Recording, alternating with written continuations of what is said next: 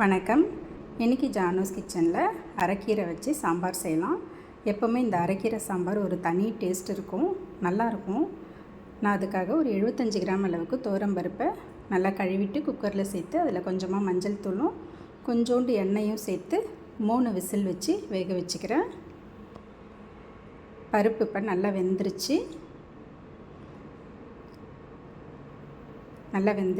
இப்போ நம்ம இதை கரண்டியாலே மசிச்சு வச்சு எடுத்து வச்சுக்கலாம். ஒரு பாத்திரத்தில் 1 ஸ்பூன் அளவுக்கு எண்ணெய் சேர்த்துருக்கேன். அதில் தாளிப்பு வடகம் கொஞ்சம் சேர்த்துருக்கேன். கருவேப்பிலை போட்டுக்கலாம். ஒரு 20 சின்ன வெங்காயம் கிட்ட போட்டுக்கலாம். 3 பச்சை மிளகாய், தக்காளி நல்லா பழுத்த தக்காளியாக கொஞ்சம் நிறையவே சேர்த்துக்கலாம். 2 பழுத்த தக்காளியை கட் பண்ணி போட்டிருக்கேன். இதெல்லாம் நல்லா வதக்கி விட்டுக்கலாம். இது கூட சாம்பாருக்கு டேஸ்ட்டுக்கு தகுந்த மாதிரி உப்பும் கொஞ்சமாக மஞ்சள் தூளும் சேர்த்து நல்லா கலந்து விட்டுக்கலாம். இந்த மாதிரி கலந்து விட்டுட்டு ஸ்டவ் மீடியம் ஃப்ளேம்லேயே வச்சு இது ஒரு 2-3 நிமிஷத்துக்கு மூடி வச்சிடலாம். அதுலேயே நமக்கு தக்காளி வெங்காயம் எல்லாம் நல்லா குழைய வெந்துடும். மறுபடியும் ஓப்பன் பண்ணிவிட்டு நல்லா கலந்து விட்டுக்கிட்டு இதில் சாம்பார் பொடி சேர்த்துக்கலாம். 2 ஸ்பூன் அளவுக்கு சாம்பார் பொடி சேர்த்துருக்கேன். சேர்த்துட்டு அதையும் நல்லா கலந்து விட்டுக்கிறேன்.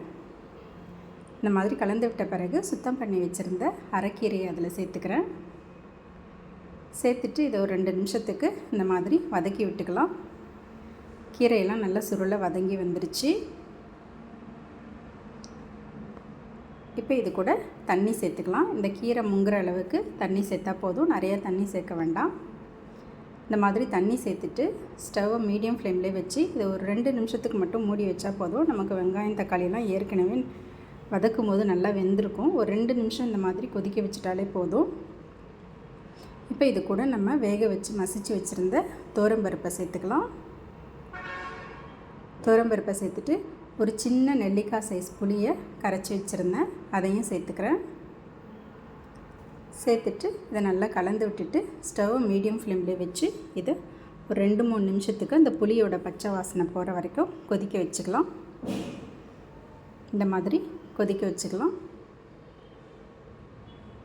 அவ்வளோதாங்க. கடைசியாக இதில் கண்டிப்பாக ஒரு 4-5 பல் பூண்டு தட்டி போடணும். எப்பவும் போல் கொஞ்சம் பெருங்காயமும், ஸ்டவ் ஆஃப் பண்ணிவிட்டு கொஞ்சமாக கொத்தமல்லி தழையும் கட் பண்ணி போட்டுக்கலாம்.